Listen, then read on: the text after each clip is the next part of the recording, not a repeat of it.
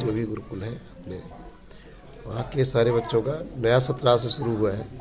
आज ये इनका यज्ञोपवीत हुआ है। आज से वेदाध्ययन शुरू करेंगे। बिना यज्ञोपवीत के वेद का अध्ययन नहीं कर सकते।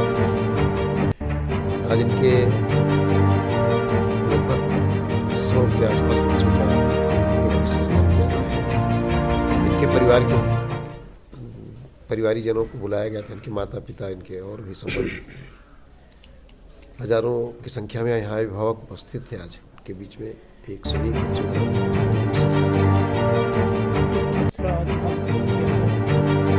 वैदिक विधि विधान पूर्वक एक जो संस्कार होता है उनके नियमानुसार बच्चे यज्ञोपवीत के बाद ही वो पढ़ाई कर पाते हैं। अच्छा, इस कार्यक्रम में कौन कौन लोग सम्मिलित हुए, कहाँ से? इस कार्यक्रम में अपने राष्ट्रीय स्वयंसेवक संघ के भारत के अधिकारी कारेटकर, वो विमर्श के समय राष्ट्रीय संयोजक आचार्य मनोज दीक्षित सर जो महाराजा गंगा सिंह विश्वविद्यालय बीकानेर राजस्थान में कुलगुरु हैं, पहले यहाँ कुलगुरु थे, अध्यक्ष हैं अपने इस ट्रस्ट के, जो श्री वशिष्ठ सेवान्यास ट्रस्ट है उसके अध्यक्ष। संक्रांत लोग जो ट्रस्ट से जुड़े लोग हैं, जो सहयोगी लोग हैं, रामनयन राय सब जो बातचीत करते थे और विश्वविद्यालय में ट्रस्ट के उपाध्यक्ष हैं वो भी उपस्थित थे। डॉक्टर आर के सिंह जी कोषाध्यक्ष हैं। आप भी बहुत विश्वविद्यालय में पूर्व लाइब्रेरियन थे, लाइब्रेरी साइंस के अध्यक्ष थे। महेंद्र सिंह जी हमारे जिस संस्था से शिक्षण मंडल से चलाया था, भारतीय शिक्षण मंडल को संचालित करते अध्यक्ष। ऐसे तमाम जो आमंत्रित लोग थे उपस्थित थे। से है जब बड़े बड़े गुरुकुलों को जला दिया गया नालंदा तक्षशिला जैसे, उसके बाद में गृह गुरुकुल और छोटे स्थानों पर गाँव में अंग्रेजों की शिक्षा लागू होने से पूर्व 7 लाख गाँव में गुरुकुल थे। आज भी 10,000 से अधिक गुरुकुल भारत में काम कर रहे हैं और बड़ी डिमांड है। यहाँ वशिष्ठ गुरुकुल के ही माध्यम से 4-5 गुरुकुल उत्तर प्रदेश में शुरू है और केवल भारत में ही नहीं, विश्व भर में गुरुकुलों की मांग बढ़ रही है। नेपाल में 250 से अधिक गुरुकुल है, म्यांमार में 4 गुरुकुल है, बांग्लादेश में 14-15 16 गुरुकुल है, श्रीलंका में 10 गुरुकुल है।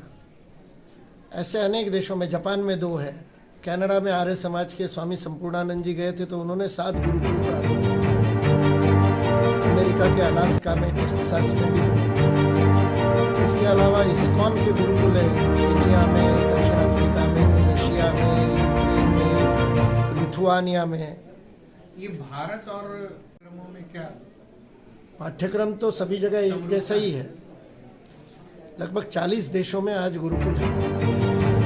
लिथुआनिया की विशेषता तो ये है कि वहाँ पर 3 ग्राम ऐसे हैं जहाँ केवल संस्कृत बोली जाती है।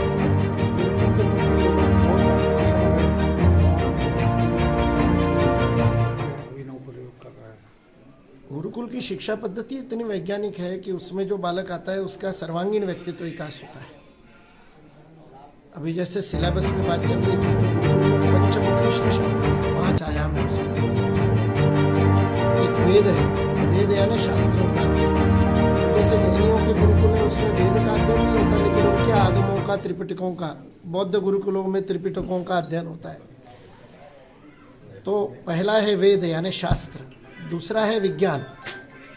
तो इन सारे गुरुकुलों में दोनों प्रकार का विज्ञान सिखाया जाता है। अपना प्राचीन विज्ञान जिसको खगोल विद्या कहते हैं, शास्त्र, गणित, आयुर्वेद, और उसके साथ साथ आधुनिक विज्ञान भी पढ़ाया जाता है। तो अभी मैं पहले ये 5 बता दूँ। हाँ, ये 5 पूरा करना आयम। तो पहला वेद है, दूसरा विज्ञान है, तीसरा है कला। वैसे तो प्राचीन काल में 64 कलाएं थी, अभी उसमें से 30-32 बाकी है, तो उन कलाओं का भी शिक्षण दिया जाता है। और उसमें नई भी जुड़ गई, जैसे कंप्यूटर है, मशीन बनाना है, ये भी हमारे यंत्र शिल्प कला में ही आता है। चौथा है कृषि, गोपालन और कृषि ये गुरुकुल का बहुत महत्वपूर्ण अंग है। बच्चे अपने हाथ से गाय की सेवा करते हैं, कुछ ना कुछ सब्जी उगाना, कुछ ना कुछ कृषि कार्य सीखते हैं। और 5वां है योग। तो वेद, विज्ञान, कला, कृषि और योग, ये 5 आयाम गुरुकुलों में चलते हैं। किसी में एक हाथ कम होता है, किसी में 4 होते हैं, किसी में 3 होते हैं, किसी में 5 होते हैं।